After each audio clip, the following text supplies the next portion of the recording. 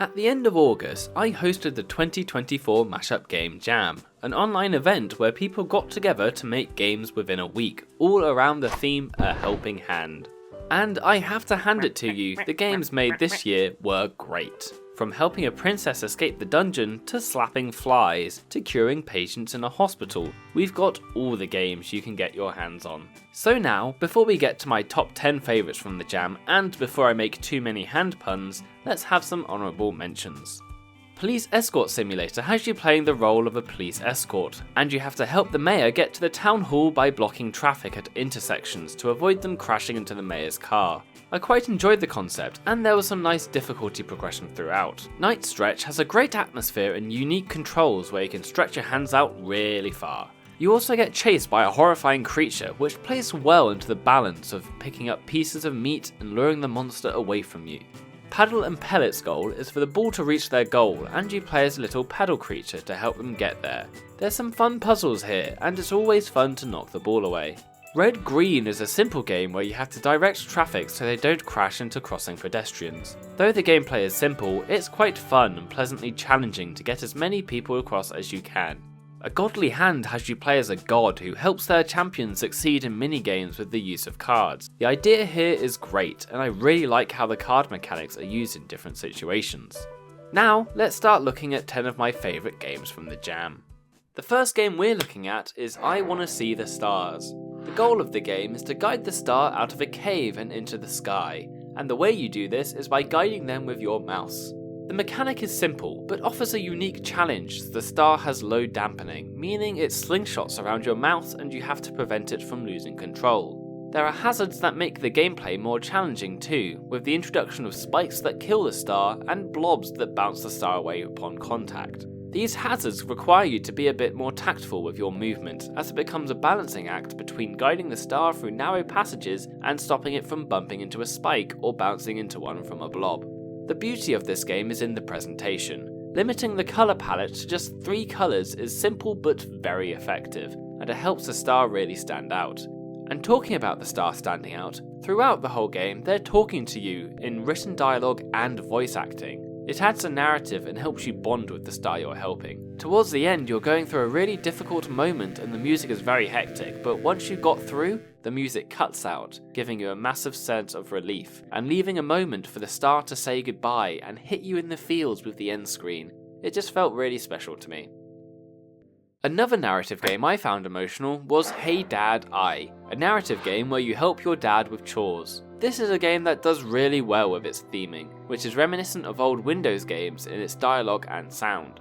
It follows the story of a father and son, with you playing the role as the son as you spend time with your dad and help him out with chores.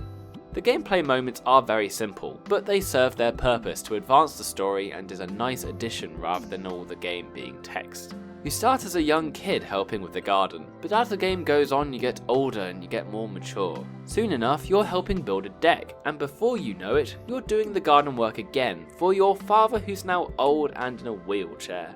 The narrative is very emotional and feels very personal, as it explores not just the bond between a father and son, but also the impact they both have on each other's lives.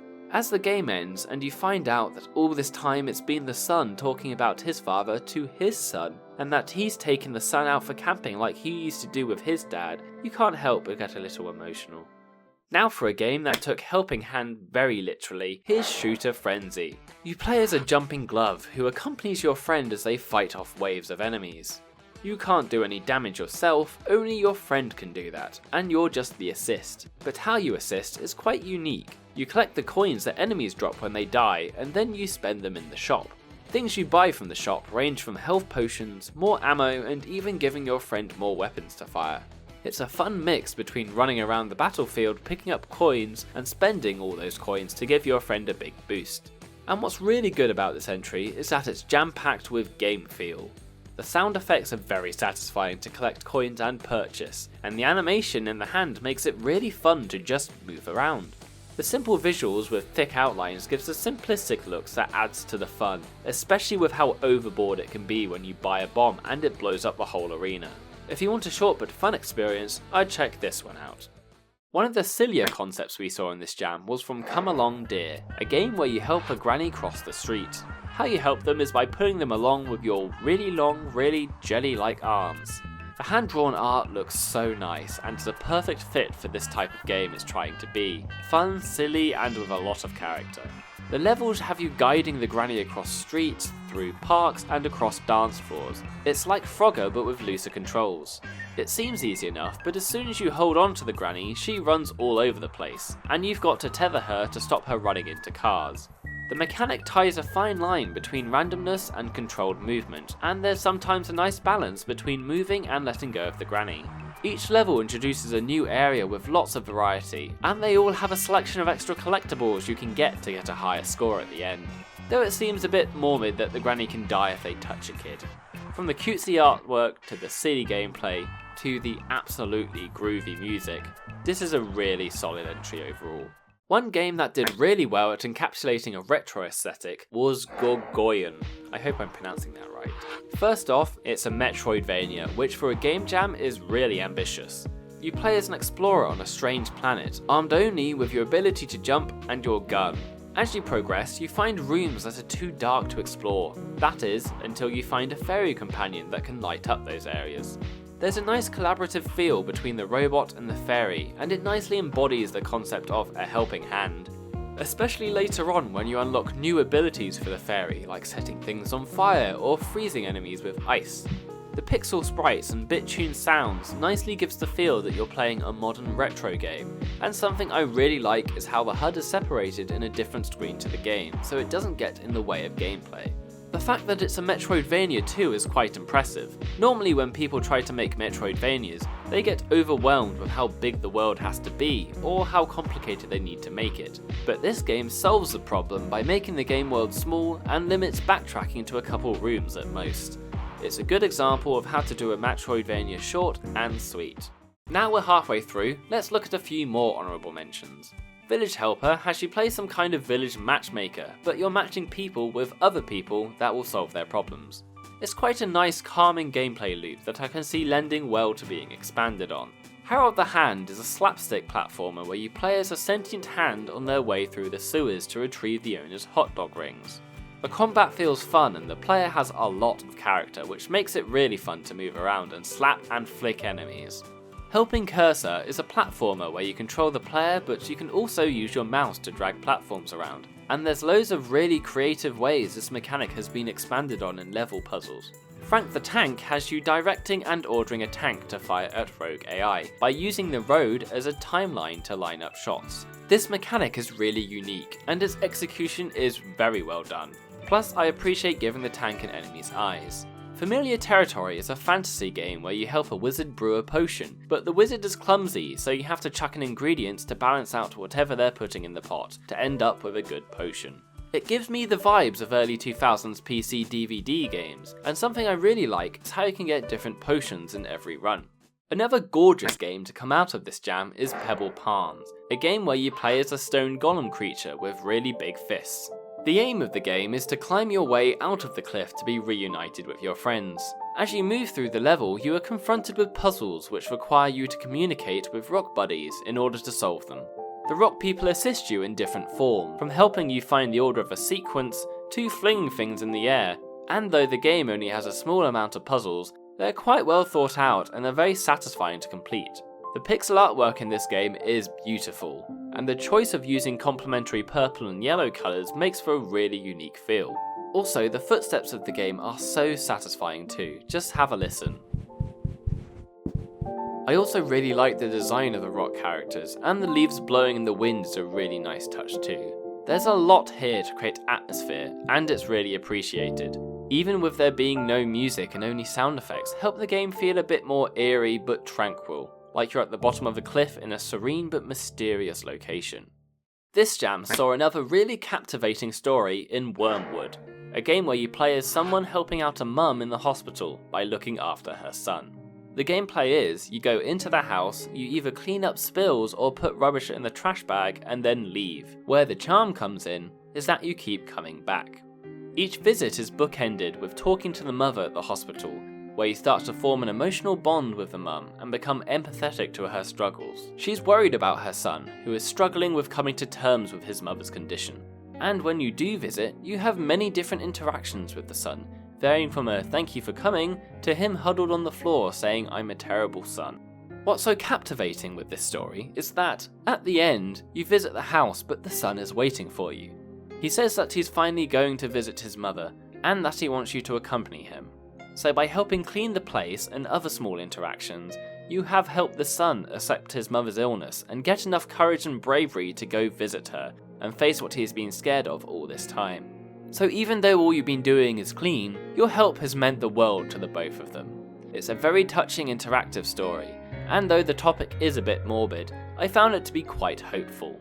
An amazing puzzle game to look at from this jam is the Celestial Switch.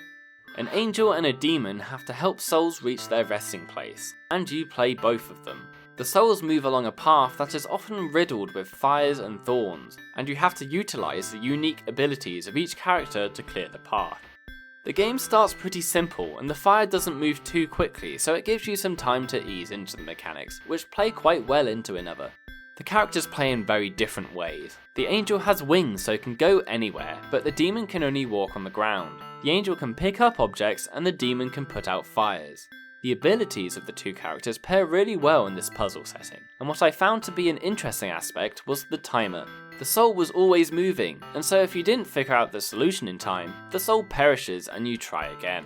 There's no punishment for failing, and restarting is very quick, and so the game turns into something similar to a time loop, where every time you restart, you progress just a bit more, and figure out the puzzle solution bit by bit. It's a refreshing take on puzzles that make the experience just a bit more of a captivating one, and it looks really nice too.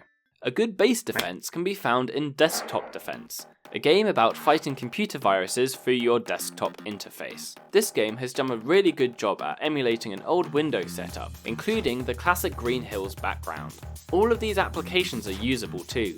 You can write in the notes and draw in Paint, and you can play Pong. However, the game soon turns into a battle where you have to defend your desktop against virus creatures and defend the antivirus software window by firing projectiles with your mouse and with the help of the antivirus fighting with you. One really unique aspect of this is that you can still open and use the programs, and you can use these windows as defensive barriers against the enemies. You can surround the antivirus window with other windows and continue fighting off enemies until windows get destroyed and you're suddenly exposed with a load of enemies charging at you. The game has a lot of little details that really improve it, like how the window moves with your mouse's screen position, and how you can charge up your shot by holding it, or even the little bounce on the speech bubbles. And let's not forget the banging music, which really ties it all together. Overall, it was a really fun time. Last but far from least is the game that won overall in the jam, Hand Me the Control. Your hand suddenly gains sentience and takes control, and you basically play as the hand and move around like the hand is dragging the rest of the body. It's a very silly idea that is executed really well, and sets a tone for what kind of game to expect. You can pick things up and fling them across the room, and swing doors open. Every interaction in this game plays into the ragdoll physics, which really makes it fun to play. The conversations are very fun too. Comedic writing with wacky sound effects is such a treat to see, and it's really funny to think how you're just talking to your boss and he's completely fine with you talking with your hand like it's a second person. The boss makes you do jobs around the office that really make use of the physics interactions, like making a cup of coffee and mopping the bathroom floors. I often would be doing a task and then come across something where I'd think, oh, I wonder if I can interact with this, and most of the time I could. Though the game's a little short, it's short in a way that leaves you satisfied with the experience you had, but also wanting more of it. Huge congrats on getting first place in this jam, and talking about wanting more of it, the people behind this entry have now made a Steam page and planning on a full release, so make sure you wishlist it through the link in the description below. And so that marks the end of another MashUp Game Jam. It was really nice to see people taking this jam as an opportunity to make a game for the first time, as well as people returning who had participated in past game jams and seeing the improvements. So congrats to everyone who participated, and I hope you all continue to make awesome games in the future. But for now, that's it from me, and I hope to see you all at the next game jam. Bye!